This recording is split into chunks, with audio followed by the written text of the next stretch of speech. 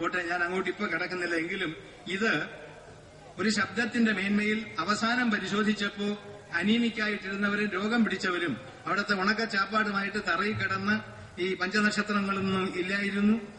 സമ്മേളനത്തിന് ആവശ്യമായ പന്തലുകളും ഒരുക്കിയിരുന്നില്ല. എങ്കിലും അവസാനം നോക്കിയപ്പോ സൂക്കേടില്ല.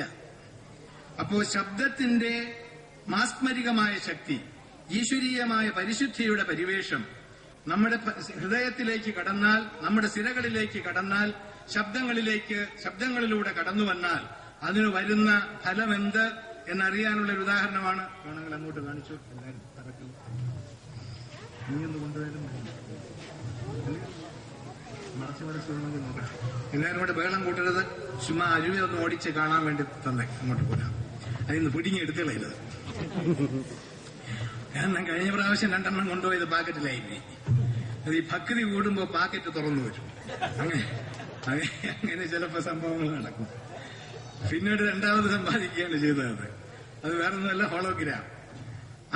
അതുകൊണ്ട് ഇപ്പോ ഞാൻ ഈ പറയാൻ തുടങ്ങിയത്, ഈ മഹാവിദ്യാലയം ഓപ്പൺ ചെയ്യുമ്പോ അല്ലെങ്കിൽ അതിന്റെ വളർച്ചയ്ക്ക് വേണ്ടി പ്രാർത്ഥിച്ചുകൊണ്ട് എനിക്ക് പിന്നെ ആദ്യം തിരികൊളുത്തിയത് മുരളിയാണ്. അതുകൊണ്ട് എന്റെ ഒരു 3/4 പങ്ക് വേഷമാതി തീർന്നിരിക്കുകയാണ്. കാരണം അത് ഇതുവരെ 2ാമത്തെ തിരി കൊളുത്തത്തക്ക രീതിയിൽ വന്നെത്തി. ഇപ്പോ 3 പേരും കൂടിയാണ് കൊളുത്തിയത്. എനിക്കതുകൊണ്ട് 3-1 പങ്കേ ഉള്ളൂ. ഏതായിരുന്നാലും അത് വളർന്ന് വളരെ വിശാലമായ രീതിയിൽ എത്തിച്ചേരുമെന്നുള്ളതിന് സംശയമില്ല. ഒരു തപസ്സുള്ള മനസ്സോടെ ചിന്തിക്കുകയാണെങ്കിൽ ഈ വിദ്യാഭ്യാസ സ്ഥാപനം ഒരു കോളേജായി വളരുമെന്നുള്ളതിന് സംശയമില്ല. മാത്രവുമല്ല, സാങ്കേതിക വിദ്യാഭ്യാസ സമ്പ്രദായ രംഗത്ത് നമ്മുടെ ഈ ഇന്നത്തെ ആയുർവേദ സമ്പ്രദായം എന്ന് പറയുന്നത് പലയിടത്തും വെളിച്ചം വേണ്ട രീതിയിൽ കാണാതെ ഇന്നും പിടിച്ചുപിടിച്ച് കഷായമുണ്ടാക്കി യോഗം നിശ്ചയിക്കുന്ന മട്ടിലാണ്. ഇത്ര യോഗം മരുന്ന് എന്ന് പറഞ്ഞാൽ ഇത്ര അളവ് മരുന്ന് എന്നല്ലേ അർത്ഥം. അതുണ്ടാക്കുന്ന ആളിന്റെ മാനസിക വൃത്തിയും തപസ്സുമായി യോജിക്കുമ്പോഴേ മരുന്നിന് യോഗം എന്നുള്ള ഗുണം വരൂ. അല്ലാതെ അവിടെ ഇടിച്ചുപിടിച്ച് കഷായമാക്കി അതിനെ ലേഹ്യമാക്കി എടുത്തെന്ന് കരുതി യോഗം അളന്ന് നിശ്ചയിക്കുന്നതല്ല ഈ യോഗം. മറിച്ച് തപസ്സിലൂടെ നിശ്ചയിക്കേണ്ടതാണ് യോഗം. അങ്ങനെ തപസ്സും അതിന്റെ സങ്കല്പത്തിന്റെ ശബ്ദതരംഗ ശേഷിയും ചേർന്ന് മരുന്നിനുണ്ടാകുന്ന ഗുണങ്ങൾ എങ്ങനെയെന്ന് രേഖപ്പെടുത്തിയ റെക്കോർഡുകൾ ആധുനിക ശാസ്ത്രജ്ഞന്മാർ കണ്ടുപിടിച്ചിട്ടുണ്ട്. അതുകൊണ്ട് വൈദ്യശാസ്ത്ര പ്രക്രിയയിലെ ചിന്താമണ്ഡലങ്ങളിൽ വരുന്ന മാറ്റങ്ങൾ ആ ഒരു മരുന്ന് സൃഷ്ടിക്കുമ്പോൾ അതുണ്ടാക്കുന്ന ആളിന് ഏത് രീതിയിലാണ് അത് ഉണ്ടാക്കേണ്ടത് എന്നുള്ള ആശയങ്ങളെല്ലാം നമ്മുടെ വൈദ്യശാസ്ത്ര ഗ്രന്ഥങ്ങളിലുണ്ട്.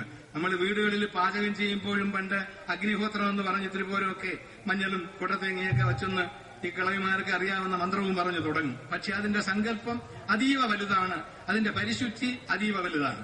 ഇതൊക്കെ ഇത് നമുക്ക് മാറിപ്പോയി. ഇന്ന് ഫ്രൈ, ചാറ്റ്സ്, പിന്നീട് അത് നക്ഷത്രങ്ങൾ കൂടുന്തോറും പിന്നെ സംസ്കാരം കുറഞ്ഞു വരും. അതാണ്, അങ്ങനെയാണ് അതിന്റെ പോക്ക്. എന്നാലും ഞാൻ അങ്ങോട്ട് ഇപ്പൊ കടക്കുന്നില്ല. അത്തരത്തിലുള്ള പരിഷ്കാരത്തിന്റെ മാദകലഹരിയിൽ നിന്ന് മനുഷ്യത്വത്തെ അടർത്തിയെടുക്കുവാനും സംസ്കാരത്തിന്റെ മനോജ്ഞമണ്ഡലങ്ങളിലേക്ക് അവന്റെ മനുഷ്യ മനസ്സിനെ സ്ഥാപിക്കുവാനും മതത്തിന് കഴിയാത്തപ്പുറത്തേക്ക് ഈ പ്രപഞ്ചത്തിന്റെ മാനസികമായ നിലയ്ക്ക് കണ്ടെത്താൻ കഴിയുന്ന സത്യദർശനം ഉണ്ടാകുവാനും ആവശ്യമായിട്ടുള്ള ഒരു വിദ്യാഭ്യാസ സമ്പ്രദായം നമ്മൾ തുടങ്ങിവെച്ചേ തീരൂ. ആ കാലത്ത് മാത്രമേ ഈ നമ്മുടെ ഭാരതത്തിന്റേതായിട്ടുള്ള വിദ്യാഭ്യാസ സമ്പ്രദായത്തിൽ ഒരു വാക്ക് പറഞ്ഞു കൊടുക്കുമ്പോൾ ആ വാക്കിന്റെ ചലനശേഷി കുട്ടിയിൽ സൃഷ്ടിക്കുന്നത് എന്ത് എന്ന് കണ്ടുപിടിക്കാൻ സാധിക്കുകയുള്ളൂ. ചില കുട്ടികളോട് അല്പം ശകാരിച്ചാൽ അവന്റെ വിദ്യാഭ്യാസം പോകും, കൊച്ചുകുട്ടികൾ.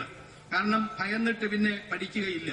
അങ്ങനെ ഒരു കുട്ടിയോട് സമീപിക്കുമ്പോൾ ഒരു അധ്യാപകൻ എന്നുള്ള നിലയിൽ, ഒരു വിദ്യാർത്ഥി എന്നുള്ള നിലയിലുള്ള ബന്ധം ശബ്ദക്രമീകരണത്തിൽ എന്തായിരിക്കണം എന്നുള്ള ഒരു വലിയ ശാസ്ത്രവും അതിന്റെ പിറകിലുണ്ട്.